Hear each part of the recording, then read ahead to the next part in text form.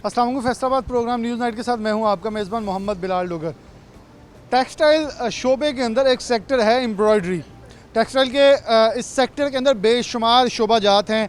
Spinning है, ginning है, viewing है, इसके बाद अगर देखें प्रोसेसिंग है, डाइंग है और बेशुमार ऐसे सेक्टर जो कि इससे मंसूब है। लेकिन एक सबसे आम सेक्टर है एम्ब्रॉयडरी, जिसे स्मॉल एंड मीडियम इंटरप्राइज के अंदर लिया जाता है। लोग कम आमदन के साथ, कम पैसों के साथ अपना कारोबार आगाज़ करते हैं ताकि वो अपने तौर पर मजबूत होते सकें और इस मुल्क पाकिस्तान की मईशत के अंदर अपना हिस्सा डाल सकें, क्योंकि इनडायरेक्टली ये एक्सपोर्टर्स को फ़ायदा देते हैं। एक्सपोर्टर्स की एम्ब्रॉयडरी के ऊपर और जितनी भी चीज़ें बरामद होती हैं उसके अंदर बड़ा अहम किरदार है।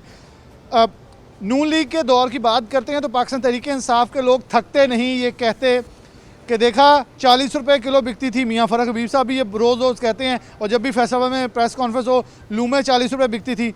अब एम्ब्रॉयडरी की मशीनें ऐसे बिक रही हैं और वो मशीन लूम की जो थी वो 60,000 70,000 लाख से कम थी। ये 4-4 लाख की एक मशीन कौड़ियों के भाव जो है इस वक्त बिक रही है और कोई इस वक्त ध्यान देने वाला नहीं है। हुकूमत सिर्फ नारे, दावे और अहदो पमा कर रही है, लेकिन ना तो कभी वफा कर रही है और ना इसको आगे पाया तकमील तक पहुँचा रही है। हमारे साथ सेक्टर के नुमाइंदगान मौजूद हैं। सबसे पहले आगाज़ करेंगे राना अब्दुल गफूर साहब से कि बुनियादी इशूज़ इस वक्त है क्या। इनके साथ पहले 1-2 प्रोग्राम किए जिसमें इनका रोना ये था कि हम बंद होने जा रहे हैं। इस वक्त क्या ऐसा सिनेरियो है कि मुकम्मल तौर पर शटडाउन की तरफ ये जा चुके हैं और लोग अपनी मशीनें बेच कर ताले लगा चुके हैं। राना साहब बहुत शुक्रिया वक्त देने के लिए। हम बात करते थे 30, फिर 40, फिर 70, अब 90% से ज़्यादा लोग बंद कर चुके हैं। वो कोड़ियों के भावों की बातें दोबारा से होने लगी हैं। पहले लूम बिकती थी, अब एम्ब्रॉयडरी की मशीन बिकती है।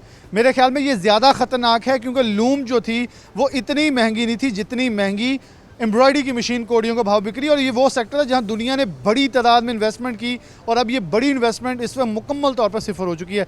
इस वक्त सिनेरियो है क्या और इसके बुनियादी आप इशूज़ क्या बता रहे हो? क्या गवर्नमेंट इसको सुनने के लिए तैयार क्यों नहीं है? जी बिस्मिल्लाहिर्रहमानिर्रहीम। बिलाल भाई, जब हम ये बात करते थे कि ये सेक्टर 50% बंद हो गया, 40% और लोग हम पे हंसते थे और हुकूमती नुमाइंदे और चैम्बर तक लोग हमारा मजाक उड़ाते थे कि आपको रोने की आदत पड़ गई है। लेकिन आज अलार्मिंग सिचुएशन हो गई है। वाकया ही ये सेक्टर 90% बंद हो गया और जो 10% चल रहा है वो भी अपनी 50% कैपेसिटी के साथ चल रहा है। अब इसकी वजूहात के बारे में बात कर लेते हैं। गवर्नमेंट को अभी तक किसी किस्म की भी ना कोई पॉलिसी है, ना कोई टेक्सटाइल पॉलिसी है। एक टेक्सटाइल पॉलिसी थी जो इनको खुद चैम्बर के लोगों ने बना के दी थी कि आप इसी पे गौर कर लें। 3 साल हो गए हैं, वो अभी तक वैसे की वैसे पड़ी हुई है। ना गवर्नमेंट वो भी माज़रत ज़फ़र इकबाल सरवर, रिजवान अशरफ साहब, जो एहतशाम जुबैर साहब जिन्होंने बनाई थी। मेरे ख्याल में ये कह लें मर्सिडीज़ बनाने वाले को कहें कि आपने 70 का जो मोटरसाइकिल का ड्राइवर है ना उसने चलानी है और लेकिन उसे बताया नहीं गया कि स्टार्ट कहाँ से होनी है। ये वही हाल हो रहा है। पॉलिसी उनकी है और चलाने वालों में वो बंदे ही शामिल नहीं हैं और वो खुद रो रहे हैं कि हमने पॉलिसी क्यों बना के दी। जी बिलाल भाई, ये इनके वज़ीरों मशीरों की फ़ौज देख लें जो लाखों करोड़ों रुपया मराद ले रहे हैं। क्यों, क्या उनसे एक पॉलिसी नहीं बन सकती? तो वो उधर क्यों बैठे हुए हैं? वो बनीगाला में चाय पानी पीने के लिए बैठे हुए हैं, करप्शन करने के लिए बैठे हुए हैं। हम इनको यही रोना रोते रहे आज तक। खुदारा हमारे बारे में कुछ सोचें, कोई टेक्सटाइल पॉलिसी बना लें। हमें को मुराद बिजली का बेतहाशा, ये लोग 7.5 सेंट की बात कर रहे हैं, हम 18 सेंट पे बिजली ले रहे हैं। 30 रुपये यूनिट हमें मिल रहा है। हम किसी तरह मार्केट के साथ लेकर चल सकते हैं। कल तक हम यही यहाँ से एम्ब्रॉयडर्ड फैब्रिक जो दूसरे मुल्कों को भेजते थे, आज हमारे हालात ये हो गए हैं कि हमसे वो जो कास्ट हमें इतनी ज़्यादा पड़ रही है, हमने दूसरी जगह क्या बेचना, हमारे अपने मुल्क में नहीं सेल हो रहा। और लोगों के हालात आपके सामने हैं। लोगों में इस वक्त बेरोज़गारी की वजह से और ना उनके पास कोई पैसा है। सबसे पहले लोग अपने खाने पीने का इंतज़ाम करेंगे या कपड़े लेंगे। इसलिए मेरी गवर्नमेंट से अभी भी ये गुजारिश है, खुदारा कुछ थोड़ा सा सोचें। एक बंदा जिसने अपनी सारी जमा पूंजी, अपना घर बेच के, बीवी का जेवर बेच के, बहुत कुछ बेच के एक मशीन इस उम्मीद पे लगाई थी कि चलो मुझे कोई रोज़गार मिलेगा, मैं अपने बच्चों का कोई फ्यूचर बना सकूंगा। लेकिन आज वो दर बदर फिर रहा है, कोड़ियों के भाव मशीनें बेच रहे हैं। मेरा बड़ा एक आसान सा सवाल है। गवर्नमेंट कह रही है जी हम आपको कोलेटरल के बगैर कर्जे देते हैं, स्टेट बैंक देगा। दे दिए कर्जे, उसने क्या लगाना है? हौजरी एम्ब्रॉयडरी बंद पड़ी है, आपकी लोकल हौजरी के हालात ख़राब हैं, आपकी लूम सेक्टर 2-2 दिन छुट्टियों पे चल गई है। फिर वो एसएमई क्या जहाज़ खरीदेगा इतने पैसों से, या क्या वो चिंची रक्षा लगा के सवारियाँ लगा दे या टैक्सी बना ले? मतलब समझ नहीं आ रहा कि अगर कोलेटरल के बगैर छोटे कर्जा देने हैं तो उसमें क्या लगाना है। आखिरकार सेक्टर भी तो मौजूद हो ना जहाँ इन्वेस्टमेंट करनी। मुझे एक बंदा भी आज तक बता दें, कोई एक मिसाल दे दें जिसने ये नौजवान कामयाब प्रोग्राम में किसी को लोन मिला हो। अगर ये MP MNA को ही नवाजना है, उन्हीं की सिफारिशात पे, यहाँ पे दर्जा चहारम की एक पोस्ट आ जाती है तो MP MNA के बगैर वो नहीं हो सकती। कहाँ है आपका मेरिट? तो इसी तरह कर्ज़ों पे मेरिट कोई नहीं है। असल लोग, मैंने ये इनसे बात की थी कि आप चैम्बर के थ्रू, चैम्बर की गारंटी पे असल लोगों को कर्जे दें ताकि गलत लोगों को ना मिल जाए, लेकिन आज तक ना किसी को कोई लोन मिला है। हम तो ये कहते हैं हमारे कारोबार खोलें, हम कर्जे लेने की तरफ भी नहीं जाते। कर्जे तो हम सिर्फ इसलिए मांग रहे थे कि जो एक कैश फ्लो रुक गया था उसको चलाने के लिए इंस्टॉलमेंट पे मशीनें ली हुई हैं, 3-3 4-4 माह से इंस्टॉलमेंट नहीं दी। मशीन इंपोर्टर सारे वो परेशान बैठे हैं, दुकानदार हमसे, हम अगर परेशान हैं फैक्ट्री ओनर, तो इस टाइम दुकानदारों का भी अरबों रुपया डूबा हुआ है, वो हाथ पे हाथ रख के बैठे हुए हैं। गवर्नमेंट को चाहिए अफगानिस्तान में थोड़ा सा अमन हो रहा है, उसकी मंडी की तरफ गौर करें। इंडिया को ना कोई बॉर्डर लगता था, ना उनका कोई ज़मीनी रास्ता था, वो बाई एयर आके सारी मार्केट कैप्चर करके बैठा हुआ था। अब उज़्बेकिस्तान में गए हैं, ये हमारे चैम्बर के जो मेम्बरान गए हैं, वहाँ पे 4.5 सेंट पे बिजली मिल रही है। हम किसी मुल्क के साथ क्या कम्पीट करेंगे? हमें 18 सेंट पे बिजली मिल रही है। डॉलर है वो इनकी पहुंच से बाहर है, ना इनका उस पर कोई कंट्रोल है। $1 का रेट बढ़ने की वजह से 170 रुपये पे इस टाइम डॉलर जा रहा है। हमारे धागे का रेट देखें, हमारा टोटल रॉ मटेरियल जो है वो इंपोर्ट का है, हमारी मशीन इंपोर्ट की है। मशीन की कीमत में जिस तरह इनके डॉलर रेट बढ़ने से कर्जे रातों रात बैठे बढ़ जाते हैं ना, हमारी मशीन का रेट देखें, 5 लाख रुपया मशीन का रेट बढ़ गया, 4-5 रुपये हमारी कोन धागे की बढ़ गई है। तो ये जितने भी पार्ट्स हैं, हर चीज़ है, रॉ मटेरियल, यहाँ एक सुई तक जो है वो बाहर से आती है, पाकिस्तान में नहीं बनती। इसलिए इनको कोई अपनी पॉलिसी बनानी चाहिए। ऊपर से प्रॉपर्टी टैक्स का रेट बढ़ा दिया, टैक्स हदफ जो हैं वो बढ़ाते जा रहे हैं। इन्होंने कहा था जी कि हम कोई किसी किस्म का नया टैक्स नहीं लगाएंगे। 1 अरब जो इन्होंने टारगेट ज़्यादा किया प्रॉफिट टैक्स, वो किससे लेना? हमसे लेना। नए टैक्स गुजार इनको मिल नहीं रहे, लोग इन पे एतमाद नहीं कर रहे, जो पुराने हैं उनको ये पीस रहे हैं, उनका गला घोट रहे हैं। इनकी बात बिल्कुल सही है। इस वक्त कत्लेआम जो है उसके तरफ जाने की कोशिश की जा रही है, लोग बेरोज़गार हो रहे हैं। भाई साहब, जिद्दत की बात की जाती है जी, देखें एक्सपोर्ट बढ़ गई, 33 अरब का हमने टारगेट रख लिया, हम बढ़ेंगे 33 अरब की तरफ, दुनिया हमसे चीज़ें लेगी।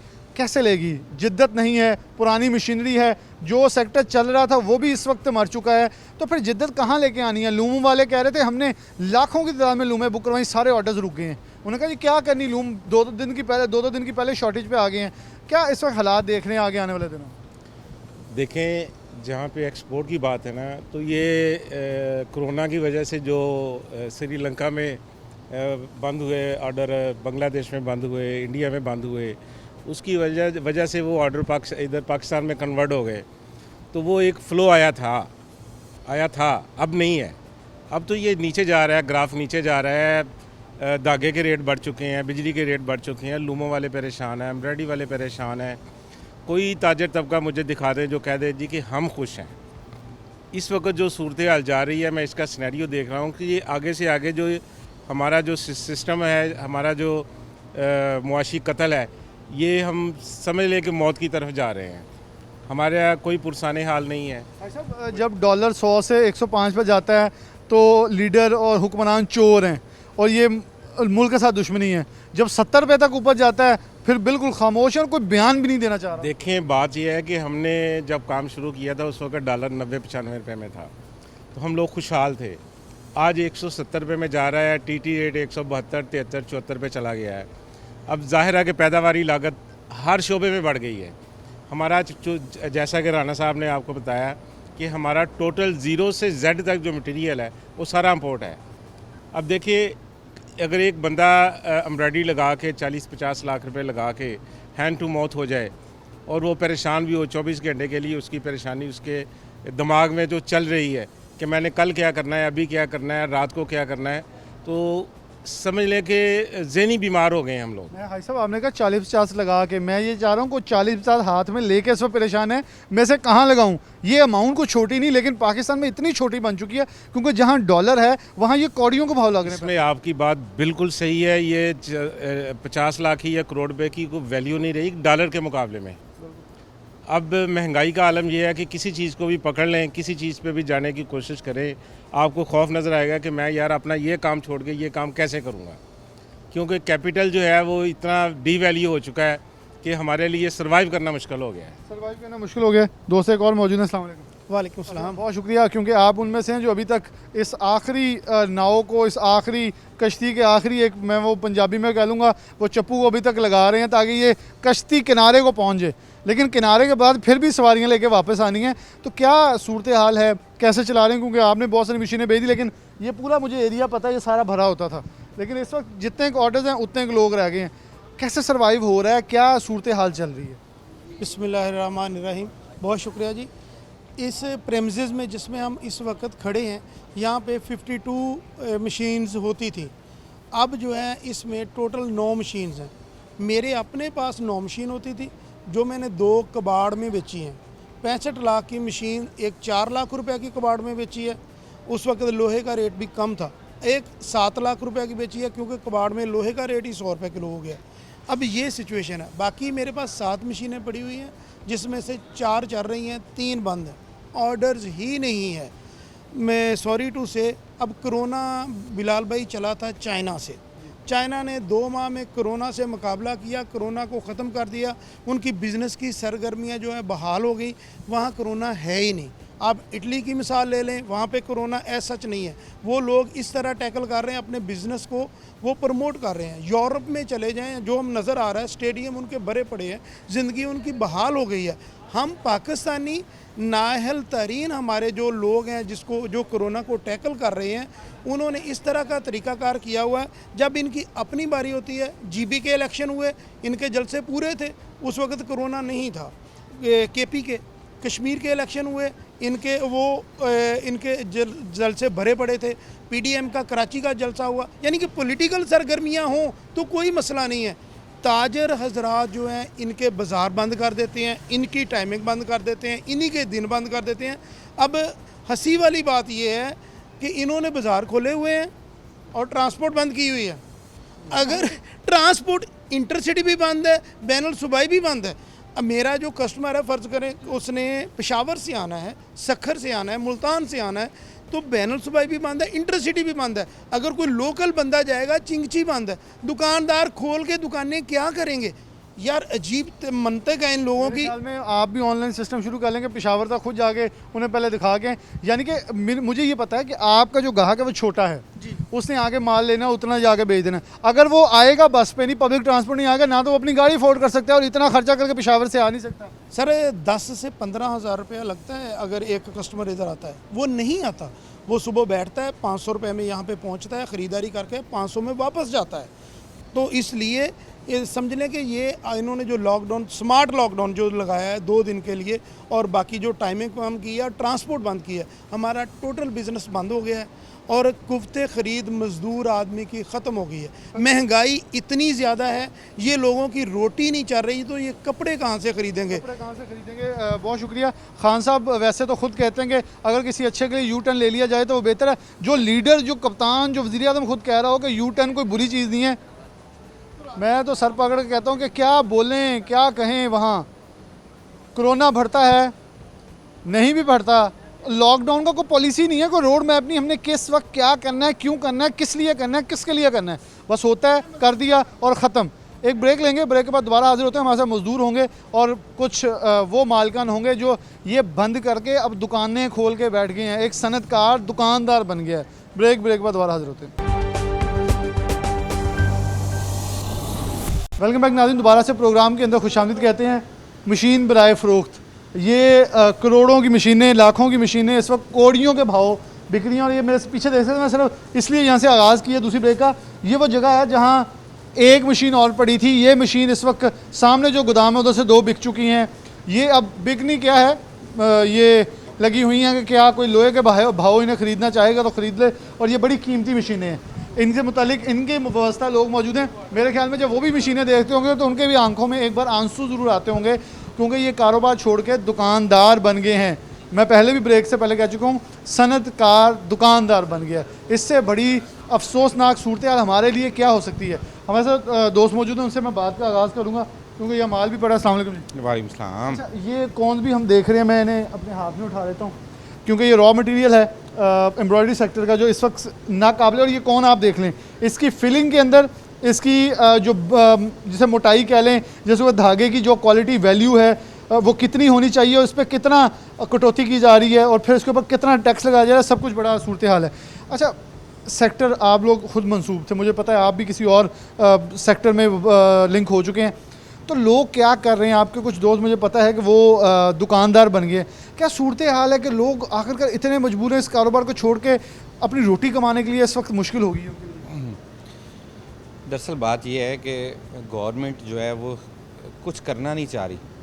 गवर्नमेंट के सर्वेस के मुताबिक 60% इस मुल्क का SME से रिलेटेड है, लेकिन किसी भी नुमाइंदे से, हकीकी नुमाइंदे से बात ही नहीं की जाती। जब मेरे मसाइल डाइंग वाले से, वीविंग वाले से, साइजिंग वाले से पूछे जाएंगे तो वो मेरे मसाइल सही तरह बता नहीं सकेगा। इसी तरह अगर मैं उनके मसाइल बताऊं तो मैं नहीं बता सकूंगा।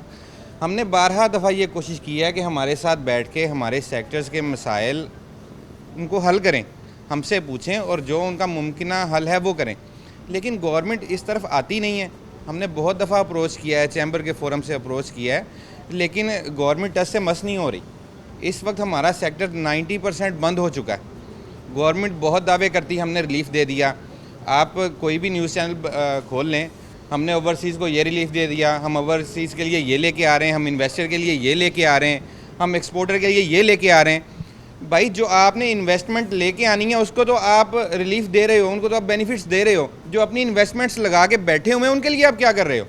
जो ऑलरेडी आपके पास चल रही है, सनद चल रही है, इन्वेस्टर मौजूद है, उनको भी तो कोई रिलीफ दें।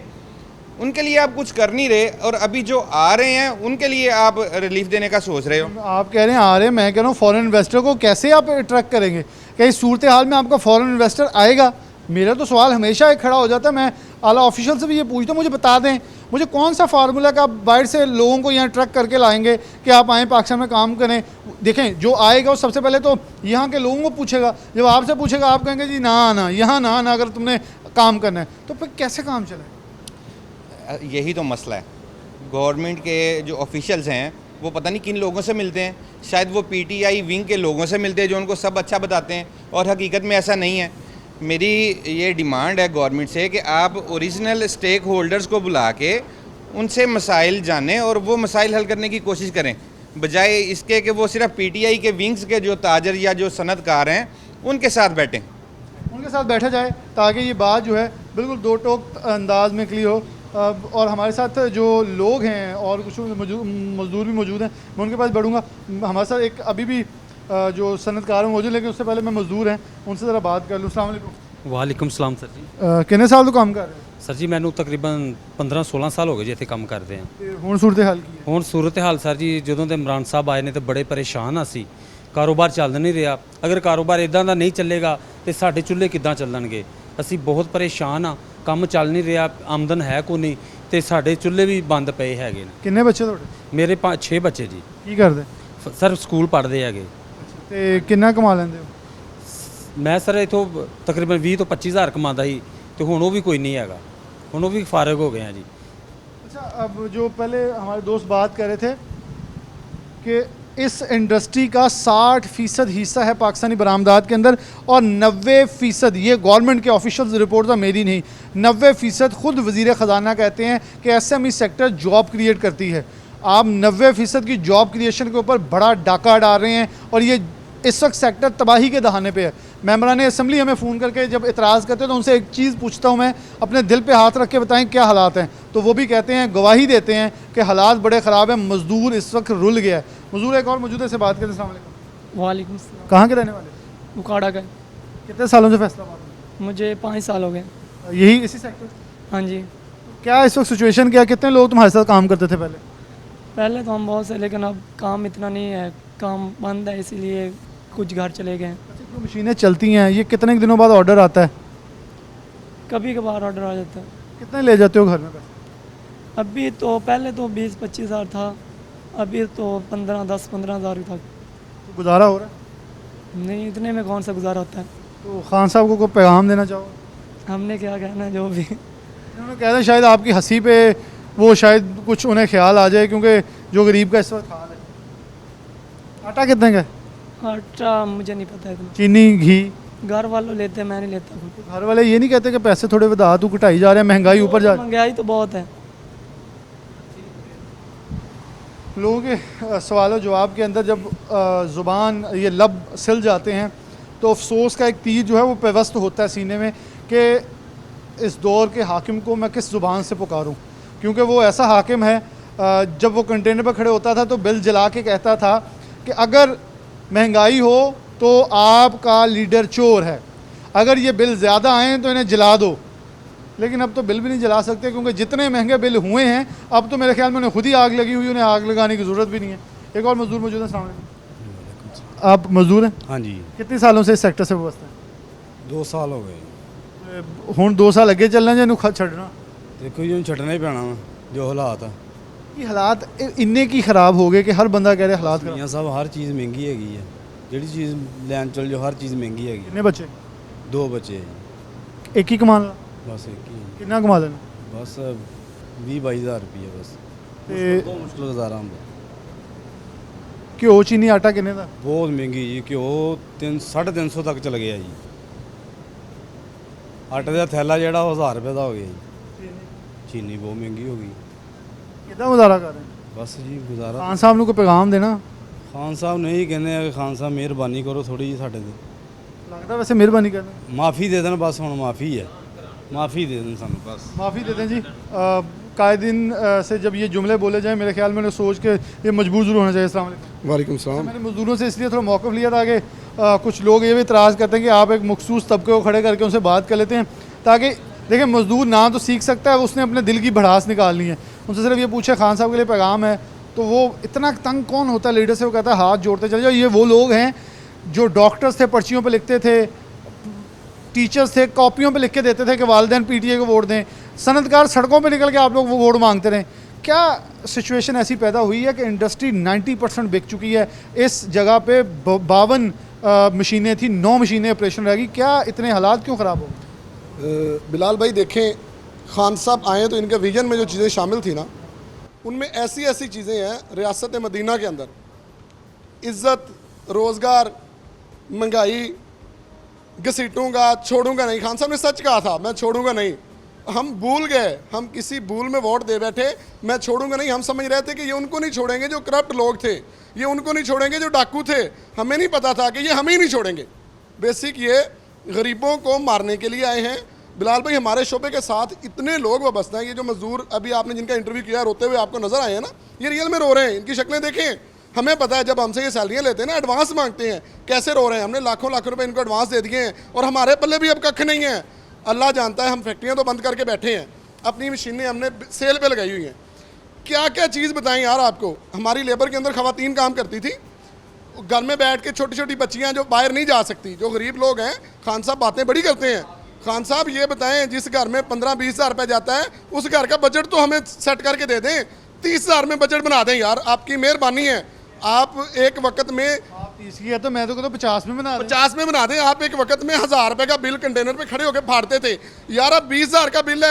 आप वो नहीं नज़र आ रहा आपको। मैं अपनी बात बताता हूँ, ये चंद दिन पहले की बात है। वापड़ा वाला मेरे घर में आया, कुंडी खड़का के पूछ रहा है, सर आपका बिल इस मरतबा यूनिट कम चले हैं। वो मैंने कहा भाई अल्लाह का वास्ता है, 6000 रुपये बिल, यूनिट कम चले, हम 10 दिन घर में रहे हैं, हम गाँव में गए हुए थे। और ये दौर आना था कि वापड़ा ने कुंडी खड़का के पूछना था कि यार ये बिल आपका कम आया। मैं ख़वातीन की बात आपको कर रहा था, ख़वातीन घरों में काम करती हैं।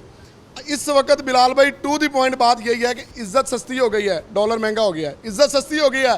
पेट्रोल, चीनी, घी, किस किस चीज़ को लेंगे यार।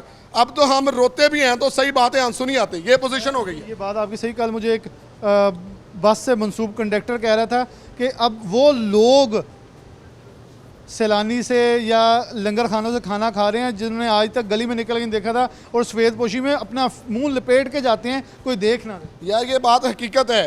पहले मजदूर को मजदूरी तो मिल जाती थी, अब ये जो काम बंद है। कल मुझे मार्केट की वीडियोस आई हैं जहाँ पे कुत्ते दौड़ के गुजर रहे हैं। ये वो मार्केट है जहाँ पे बंदे की गुजरने की जगह नहीं होती थी। इन्होंने अजीब काम किया है, हमारे सामने खाना रख के कह रहे हैं जी आप रख जाओ। कैसे भाई, मुँह हमारा बांधा हुआ आपने। मार्केटें आपने खोल दी हैं, SOPs आपने अपने टिका के दिए हैं करप्शन वाले, जिसमें पुलिस वाला आता है जेब में 200 रुपये की रिश्वत दुकानदारों से लगाई हुई है, वो डालता है चलो जी आप खोलो। और आपने ट्रांसपोर्ट बंद कर दी है, जहाँ से बाहर के शहरों से आएंगे लोग, कस्टमर आएंगे, माल खरीद के जाएंगे, हमारा काम चलेगा। वो ऐसा सिस्टम नहीं है। खान साहब आपकी मेहरबानी है, कोई एक चीज़ तो बताओ यार जिस पे आपके नोटिस लिया हो, आपका नोटिस कामयाब हुआ हो। यार रहती एक ही चीज़ रह रही है, उसका भी नोटिस लो। ज़िंदगी और गरीब आवाम, उसका नोटिस लो, उसकी भी जान छुड़ाओ। वो तो देखें, वो तो पहले कहते हैं कि जो सुकून है वो सिर्फ कब्र में है। वाकई सही बात आप कर रहे हैं। टीका लगवाना पड़ेगा। जो पोजीशन है ना, अब ये जो टीके लगा रहे हैं ना, अल्लाह का वास्ता इसी टीके में कुछ डाल के जान छुड़वा दें, और कोई तरीका नहीं रह गया। इन लोगों को हम फेस करते हैं। अच्छा, खान साहब कहते थे स्किल लेबर नहीं है फैसलाबाद में, इसको ज़रा बयान कर दें, क्योंकि मुझे पता है ये सारे स्किल लेबर है। सारे किस लेवल की स्किल चाहिए उनसे पहले पूछना ये पड़ेगा। असल बात ये कि यहाँ पे हमें नज़र ही नहीं आता। वैसे खान साहब से एक सवाल ये और होना चाहिए, स्किल लेबर के साथ स्किल मशीन भी रख लें। स्किल मशीन भी रख लें, सही बात है। और ये जैसे कह रहे थे ना कि मैं ये कर दिया, मैं फ़लाँ चीज़ यहाँ से लेके आऊँगा, इन्वेस्टमेंट लेके आऊँगा, वो किधर गए? वो असद उमर साहब वो किधर गए? एक एक बंदे का नाम कैसे गिनूँ? वो गंडा साहब आपका ये प्रोग्राम कम पड़ जाएगा, इतनी हमारे पास इनकी वो साहब का है। हम तो खुद सर में हाथ मारते हैं। मैंने खुद इनको वोट दिया और मैं खुद इनका पहली मरतबा पोलिंग एजेंट बना, और मेरे इलाके में अब्दुल हकीम से बिलोंग करता हूँ। खग्गा साहब हमारे एमएनए थे, मैं वाहिद बंदा था जिसका पहला वोट था मेरा इमरान खान के बारे में। इन्होंने हद कर दी, उन्होंने हद कर दी। इस जुमले के बाद मैं आपसे भी कुछ सुनना नहीं चाहूँगा, क्योंकि हद कर दी। और खान साहब कहते हैं स्किल्ड लेबर हमारे पास मौजूद नहीं है। अगर स्किल्ड लेबर मौजूद नहीं है तो खान साहब आगे थे मेरी टीम ने लाएगा, फिर आपके पास स्किल्ड मशीन मौजूद नहीं है, स्किल्ड वजारत मौजूद नहीं है, स्किल्ड मशीरान वजीर नहीं मौजूद, तो करना क्या है? इसका आपने तयन करना है। आप वजीर आज़म हैं, साबिक चोर, लुट के खा गए, पिछले भागे, ऐना नहीं दूंगा, ये गर्दान बंद कर दें, कुछ अमली इकदाम करें, नहीं तो 1 साल के अंदर जो आपके साथ होगा, मेरे ख्याल में उम्मीदवार पीटीआई के जो हमसे अभी भी राब्ते करते भी हैं और अपना इजहार भी करते हैं, उनका डर खौफ मुझे ये बताता है कि वो इलाकों में जाने के काबिल नहीं हो पा रहे। एक ब्रेक बाद दोबारा हाजिर होते हैं। वेलकम बैक नाज़रीन, दोबारा से प्रोग्राम के अंदर खुशामदीद कहते हैं। एम्ब्रॉयडरी सेक्टर के इस वक्त ज़बू हाल जो इस वक्त अदवार चल रहे हैं उसके ऊपर बात करें। फ़ारूक यूसुफ साहब मौजूद हैं, मारूफ इंपोर्टर भी हैं, साबिक सीनियर नायब सदर चैम्बर के हैं। फ़ारूक साहब, इस वक्त सूरत हाल बड़ी गंभीर है। हम ये पहले कई माह से आपसे प्रोग्राम किया है और कहते आ रहे थे वो दिन आ गए, वो दिन आ गए। अब तो वो दिन आ गए, पानी भी सर से गुजर गया, हालात बड़े इस वक्त ज़बू हाल हो चुके हैं। क्या कहेंगे, कैसे से एक्सप्लेन करते हैं कि आने वाले दिन, आने वाले साल कैसे होंगे? जहाँ एक तरफ हम बात करते हैं कि फ़ॉरेन इन्वेस्टर्स को लेके हैं, लेकिन फ़ॉरेन इन्वेस्टर्स सबसे पहले देखते हैं कि आपका एसएमई कैसे है। आपका एसएमई तबाह है, ना लूम से लग सकती है, ना एम्ब्रॉयडरी हो सकती है, ना कोई और सेक्टर, तो कैसे अट्रैक्ट करेंगे लोग आवाम को? जी बहुत शुक्रिया बिलाल, बिस्मिल्लाहिर्रहमानिर्रहीम। बिलाल, इस वक्त आपको पता है कि इस पाकिस्तान का सबसे बड़ा, अगर मैं ये कहूँ कि इस वक्त एसएमई सेक्टर जो है वो एम्ब्रॉयडरी सेक्टर है, जो मल्टी हेड एम्ब्रॉयडरी मशीन है, शिफली एम्ब्रॉयडरी मशीन हैं, स्मॉल सिंगल हेड की एम्ब्रॉयडरी मशीन्स हैं। लेकिन दिन ब दिन ये सेक्टर जो है वो बर्बादी की तरफ जो है वो गामज़न है। देखें, इसके 2 पार्ट हैं। सबसे पहले मशीन जब इंपोर्ट होती है, हमने बारहा इस पे आवाज़ उठाई है कि ऐसी मशीन जो पाकिस्तान में आके आपके एक्सपोर्ट को बढ़ाती है और रोज़गार मुहैया करती है, वो इस वक्त आज 168 रुपये का डॉलर है। वो कॉस्ट उसकी कहाँ चलेगी? 170 भी ऊपर है जी, इससे भी ज़्यादा जाने की उम्मीद लग रही जो हमें नज़र आ रहा है। लेकिन उसके साथ ही साथ अलमिया देखें कि कार्टल्स बने हुए हैं। इस वक्त जो कंटेनर का रेंट है पाकिस्तान मशीन कंटेनर पहुंचने का, वो $8,000, जो कि कभी 700, 800, 1500 डॉलर था, और एक जगह पर आकर रुका $3,500, $3,500 पे। तो इस वक्त जो है वो $8,000 है। ये मशीन कैसे आएगी, कैसे रोज़गार बनेगा, कैसे ये सिस्टम चलेगा? अब हम आ जाते हैं, जब ये मशीन आ जाती है, ये मशीन लगती पाकिस्तान में, महंगी बिजली, महंगा मटीरियल, धागा आपको महंगा मिल रहा है, टैक्सेस डल रहे हैं, बेबहा मसाइल के साथ ये सेक्टर जो बेबहा रोज़गार मुहैया कर रहा है, इस वक्त बिल्कुल तबाही के दहाने पे है। मशीनें जो हैं वो बंद पड़ी हैं। आप मार्केट में माल लेने जाते हैं, आप सेल टैक्स इनवाइस दे नहीं पाते, क्योंकि आपकी चेन जो है वो टैक्स चेन वो मुकम्मल नहीं है। उसके लिए हम बारहा हमने फरियाद की है, इल्तिजा की है कि हमारी भी कोई बात सुने। एम्ब्रॉयडरी सेक्टर को बिल्कुल एक यतीम और मस्कीन बच्चों की तरह और औलाद की तरह छोड़ दिया ना जाए। तो इस वक्त एम्ब्रॉयडरी सेक्टर जो है वो बिल्कुल इस तबाही के दहाने के साथ साथ मैं समझता हूँ कि लोग जो है रोडों पे आने के लिए तैयार हैं। अच्छा, एक चीज़ कहते थे कि रोज़गार और स्किल लेबर, देखें गवर्नमेंट खुद फिगर दे रही है 8.5 मिलियन, जो कि 85 लाख लोग बनते हैं। फिर हम कहते हैं स्किल लेबर की कमी है फैसलाबाद में। ये वो स्किल लेबर है जो कि बेरोज़गार हो रही है, जो तक रही है गवर्नमेंट की तरफ कि स्किल लेबर को बचा ली जाए। एक तरफ हम कह रहे हैं स्किल लेबर नहीं, फिर हम गवर्नमेंट के खुद अदाद शुमार और स्टेट बैंक ऑफ पाकिस्तान और फिर जो आपके मिनिस्टर हैं खारजा के और ख़जाना के, वो कहते हैं कि 90% रेवेन्यू जो नौकरियां हैं वो SME देता है, लेकिन हम SME के लिए कुछ नहीं कर रहे। नहीं, बिल्कुल ऐसे ही है। ये वो एक स्किल्ड लेबर है जिसको बग़ैर इनकी एजुकेशन के ये स्किल्ड हो गए हैं, कंप्यूटर को ऑपरेट कर लेते हैं और एक इंटरनेशनल स्टैंडर्ड के मुताबिक जो एक्सपोर्ट के लिए हमारे ये सारे लोगोस होते हैं, ये एम्ब्रॉयडरी के लिए ये बिल्कुल स्किल्ड लेबर तैयार हुई है। लेकिन ये बिल्कुल इस वक्त तो उनको अगर आप सर्वे पे जाएंगे तो आपको कई ये स्किल्ड लेबर है वो गेटों पे खड़े वॉचमैन नहीं करते नज़र आएंगे, कोई फ्रूट की रेडी लगाता हुआ नज़र आएगा। हमें नहीं समझ आ रही कौन सी मईशत जो है वो खड़ी हो रही है।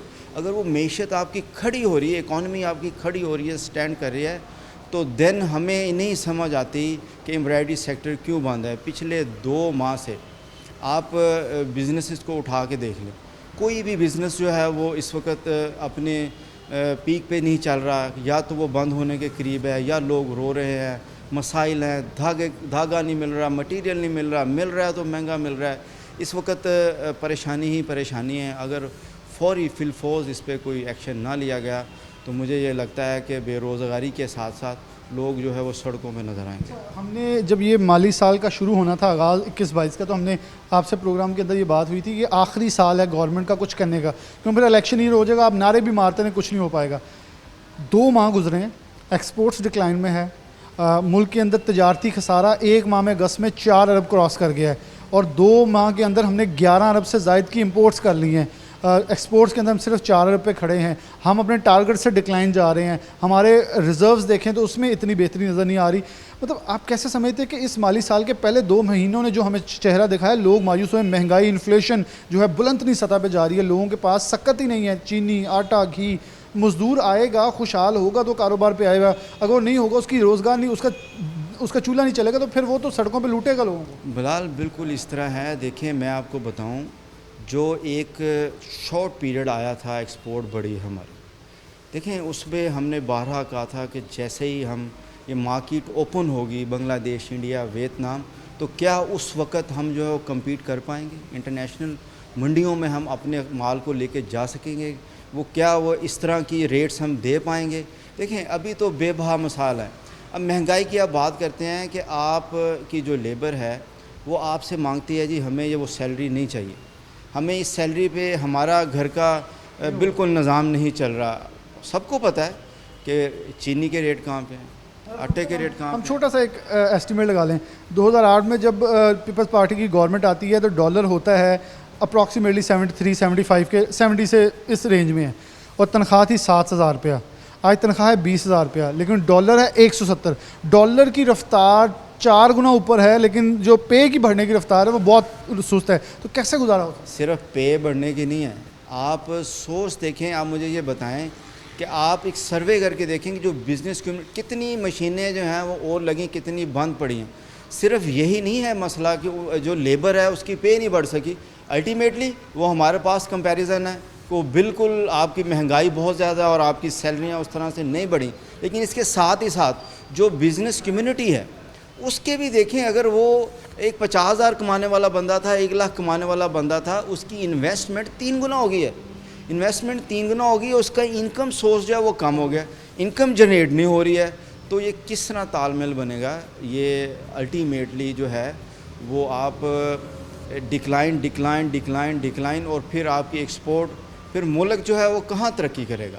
फिर वो जो हमने ख्वाब देखा था लाखों नौकरियों का, सरसब्ज़ पाकिस्तान का, खुशहाली का, वो कैसे आएगा जब हम SME सेक्टर को खड़ा नहीं करेंगे? हमारा रोज़गार जो है हम वो नहीं दे पाएंगे, जो कि हमारा इस हुकूमत को संभालते ही एक नारा था। हमने बहुत सपोर्ट किया है। आपने देखा है कि बिज़नेस कम्युनिटी ने तरह तरह से टैक्सेस देने की कोशिश की है। हम कहते हैं टैक्स लें, टैक्स नेट में लाएं, हर तरह से बिज़नेस कम्युनिटी ने सपोर्ट किया है गवर्नमेंट को, लेकिन गवर्नमेंट की तरफ से उस तरह से बिज़नेस कम्युनिटी को सपोर्ट नहीं मिली। बिजनेस कम्युनिटी को वैसे सपोर्ट नहीं मिली और इस वक्त ये वो लोग हैं, मैं इस बात को कहते बिल्कुल हार महसूस नहीं करता, जो ये कहते थे बिलाल आप वेट कीजिएगा, इस पाकिस्तान के अंदर बेहतरी आएगी, ये डॉलर नीचे आएगा। लेकिन आज वो लोग जब कहते हैं, यकीनन तौर पे इस वक्त तो मैंने पहले भी कहा, कुछ चीज़ें ऑफ द रिकॉर्ड मेंबरान असम्बली भी अब रोने शुरू हो गए हैं कि जहाँ हम मौजूद हैं वहाँ हमारे हाथों से भी चीज़ें अब रिस्कती नज़र आ रही हैं और हमसे ये बर्दाश्त नहीं हो रहा कि आवाम को क्या लॉलीपॉप और मज़ीद दें कि वो हमारी बात सुनने के लिए तैयार हो जाए। लेकिन ये एक अहम सेक्टर, जब हम टेक्सटाइल की तरक्की की बात करते हैं तो मैं एक छोटा सा एक बात मिसाल दूंगा। जब फैसलाबाद से एक ट्वीट किया जाता है कि पाकिस्तान फैसलाबाद में लेबर नहीं है, तो वज़ीर आला उसे ट्वीट को रीट्वीट करते हैं। लेकिन आज लाखों ट्वीट्स हो रहे हैं कि फैसलाबाद में मजदूर मर रहा है, रो रहा है, चीख रहा है, चिल्ला रहा है, कोई एक्शन नज़र नहीं आ रहा, जो कि अफसोसनाक है। और इस गवर्नमेंट के ऊपर चीफ सेक्रेटरी IG बदलने की बजाय कुछ ऐसे लोग बदलने चाहिए जो इस इंडस्ट्री को तबाह करने पर लगे हुए हैं। इसी के साथ प्रोग्राम न्यूज़ नेट से इजाज़त दीजिए। अल्लाह हाफ़िज़।